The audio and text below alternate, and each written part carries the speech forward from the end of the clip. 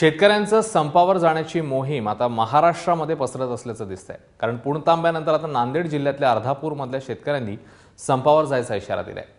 आज आयोजित केलेल्या बैठकीमध्ये शेतीमालाला उत्पादनावर आधारित हमीभाव देण्याची मागणी करण्यात आली। याच मागणीसाठी 7 जून रोजी मोर्चाचं नियोजन करण्यात आलंय।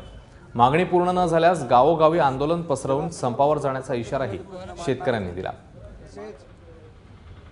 शेतकऱ्यांना वीज आतापर्यंत जी पिढ्यानपिढ्या आम्ही सेवा देत आलोय, समाजाची सेवा करत आलोय।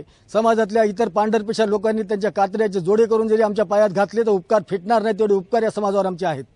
पण आम्ही मरत असताना, आम्ही आत्महत्या करत असताना, जीव देत असताना हे रस्त्यावरून जातात, पण आमच्याकडे बघत सुद्धा नाहीत किंवा आमची साधी कीव सुद्धा येत नाही। मग का म्हणून आम्ही यांचा विचार करायचा?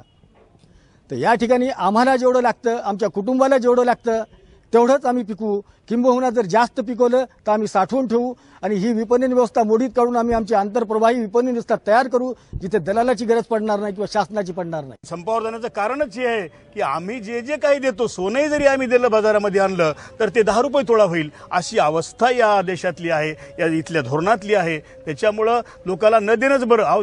ज्या गरजेच्या वस्तू आहेत, ज्याच्यावर शेतकरी जगतो, ज्याचं पोट आहे, ज्याची भूक भागते, त्या सगळ्या गरजेखाली तुमच्याकडून लुटायच्या। आम्ही म्हणतो तुम्हाला वाटायचं असेल तर आमच्याकडनं घ्या, मार्केटमध्ये जो काय भाव आहे तो द्या आणि तुम्ही वाटा, खुशाल वाटा, रेशन असो कुठलंही धान्य असो, पण आमचं फुकट घ्यायचं दुसऱ्यांना वाटायचं आणि सरकारनं धोरणानं त्याला त्या ठिकाणी लुटायचं, अशा प्रकारची व्यवस्था का कशामुळे आमच्यावर अन्याय करता?